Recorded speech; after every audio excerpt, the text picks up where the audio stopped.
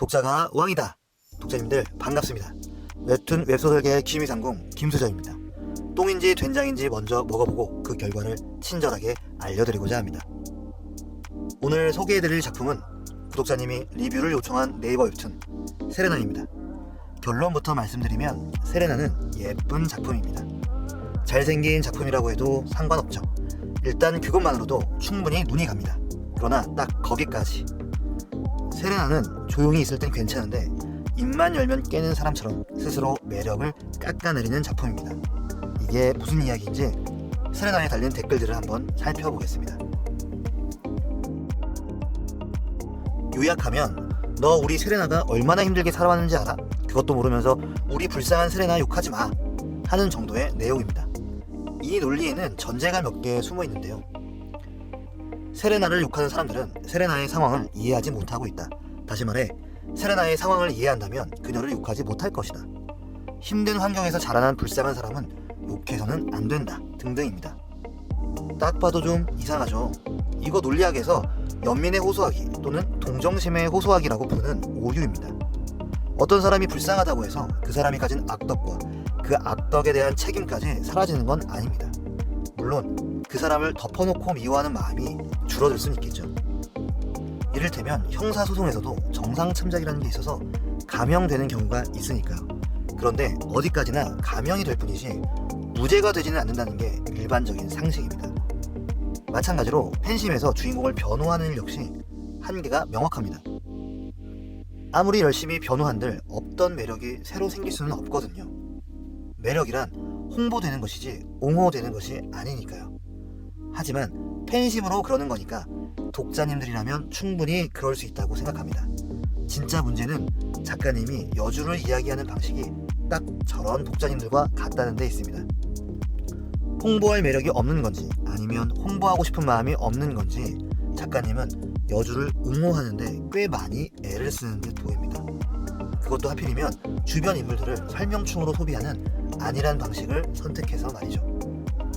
특히 사화에서는 분량의 절반 이상이 여주의 불우한 과거를 브리핑하는 내용으로 채워져 있을 정도입니다. 제가 99 강화나무 몽둥이 리뷰에서 리액션의 중요성을 이야기하며 설명충의 존재를 긍정한 적이 있습니다. 그런데 여기서 말하는 리액션이란 주인공의 활약에 대한 피드백을 의미합니다. 매력 없는 모습에 대한 변명이 주 목적이라면 그 역할은 설명충이 아니라 변명충이라고 불러야 어울릴 겁니다. 분명히 말씀드리지만 작가님이라면 독자님과는 뭔가 달라도 달라야 합니다. 프로잖아요. 정인물들의 입을 빌려 정보를 전달하고 싶을 땐 이왕이면 세련된 방식을 사용하여 작품의 완성도를 높이는 것이 좋다고 생각합니다. 예를 들면 인물들이 대립하는 장면에서 정보를 무기로 사용하게끔 하는 방법이 있습니다. 정보도 전달하고 긴장감도 줄 수 있으니 일석이조. 실제로 많은 작가님들이 쓰고 계신 방법인데요. 세레나에서도 정보가 무기화된 사례를 찾아볼 수 있습니다. 싸움 구경도 하면서 새로운 사실도 알 수 있도록 잘 구성된 장면이죠. 그런데 내용이 문제입니다. 이렇게 흥미진진하게 전달되는 정보가 하필이면 주인공의 흑역사, 즉 악덕이거든요. 차라리 세레니티 저택의 시종들끼리 여주와 관련해 다투게 하고 그 과정에서 한 명은 여주의 미덕을 읊어주게 했다면 좋았을 겁니다. 물론 이 역시도 임시한 편이죠. 단순히 물건을 팔대로차 이 제품 대단해요 라고 입으로만 떠들지는 않습니다. 홈쇼핑 한번 아무거나 틀어보세요. 맛있다고만 말하지 않고 맛있게 먹는 모습을 보여줍니다. 잘 닦인다고만 말하지 않고 실제로 잘 닦이는 모습을 보여줍니다. 아니 좀만 기다려봐. 이제부터 여주가 경영 수업을 받기 시작한다고. 어떤 독자님들은 아마 팬심으로 이런 반론을 제기할 수도 있을 겁니다. 네, 인정합니다. 지금까지 작가님의 플레이를 봐서는 솔직히 그다지 기대되진 않지만 그래도 성장을 통해 여주의 매력이 조금씩 드러날 수 있으리라 예상되기는 해요. 다만 지금까지 쌓여버린 전개가 있다 보니 여주의 단순한 성장으로는 충분히 만족하기가 어려운 상황입니다. 왜냐하면 현재 많은 독자님들이 기대하는 전개가 이른바 후회물에 속하는 것이기 때문입니다. 아이저가 뭔가를 크게 깨닫고 세레나에게 푹 빠져서 애걸복걸하게 되는 장면을 많은 독자님들이 기대하고 있다는 뜻이죠. 후회물에서 중요한 요소는 인물 사이의 틈을 만드는 오해입니다. 특히 막장 드라마에서 자주 볼 수 있는 설정이에요. 자신의 친자식임을 모르고 빌런들이 주인공을 괴롭히는 경우도 종종 있죠. 그리고 나중에 출생의 비밀이 드러나면 충격을 받게 되는 시기입니다. 물론 이 비밀을 시청자들은 사전에 알고 있습니다. 빌런들 때문에 고구마를 실컷 먹으면서도 언젠가 진실을 밝혀졌을 때의 사이다를 생각하며 참아낼 수 있는 겁니다. 이렇듯 인물이 모르고 있는 정보를 독자가 알고 있는 상황. 스토리텔링에서는 아이러니라고 이름 붙이기도 하는데요. 세레나는 이 아이러니를 제법 적극적으로 사용하고 있습니다.